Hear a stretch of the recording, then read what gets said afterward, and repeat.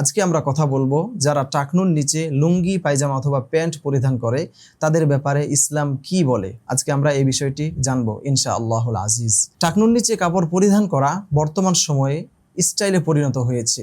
প্রায় যুবক বা প্রায় পুরুষই এটা মনে করেন বা বলে থাকেন যে টাকনুর নিচে লুঙ্গি পায়জামা অথবা প্যান্ট পরিধান করা এটা স্টাইল মডেল বা এটা আধুনিকতা অনেকেই মনে করে থাকে। সত্যিকার অর্থে এটা কি আধুনিকতা?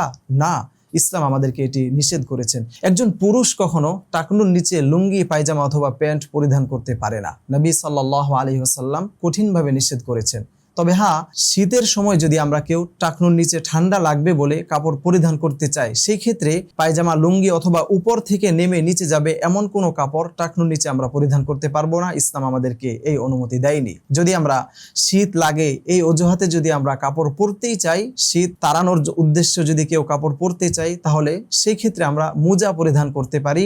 মোজা পায়ের নিচ থেকে উপরের অংশে আসে, উপর থেকে নিচে যায় না। যে কাপড়টা উপর থেকে নিচে ঝুলে সেই কাপড়টা টাকনুর নিচে পরিধান করা যাবে না, ইসলাম এটাকে সমর্থন করে না। সেই অর্থে আমরা মোজা পরিধান করতে পারি, অসুবিধা নাই। প্রিয় ভাই বোন, চলুন আমরা হাদিস থেকে জেনে নেই নবী সাল্লাল্লাহু আলাইহি ওয়াসাল্লাম যারা টাকনুর নিচে কাপড় পরিধান করে তাদের ব্যাপারে কি বলেছেন। আমি সর্বপ্রথম যে হাদিসটি আপনাদেরকে বলবো, হাদিসটি বুখারীতে আছে।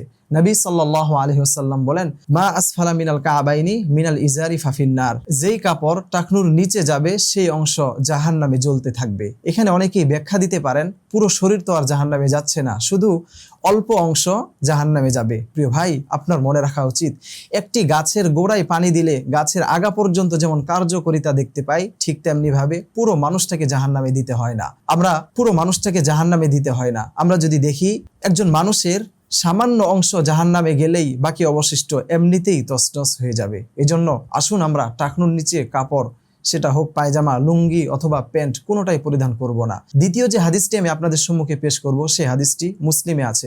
নবী সাল্লাল্লাহু আলাইহি ওয়াসাল্লাম বলেন, সালাসাতুন লা ইউকাল্লিমুহুমুল্লাহু ইয়াউমাল কিয়ামা। কিয়ামতের ময়দানে আল্লাহ সুবহানাহু ওয়া তাআলা 3 শ্রেণীর মানুষের সাথে কথা বলবেন না।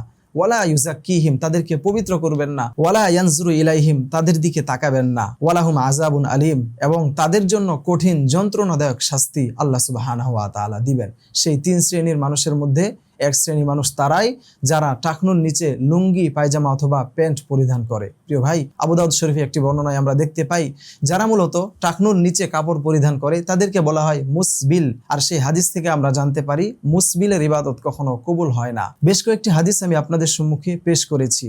সেই হাদিস থেকে আমরা স্পষ্টভাবে বুঝতে পারি বা জানতে পারি টাকনুর নিচে কাপড় পরিধান করা এটা ইসলাম সমর্থন করে না, বরং টাকনুর নিচে কাপড় পরিধান করা এটা মারাত্মক গুনাহের কাজ।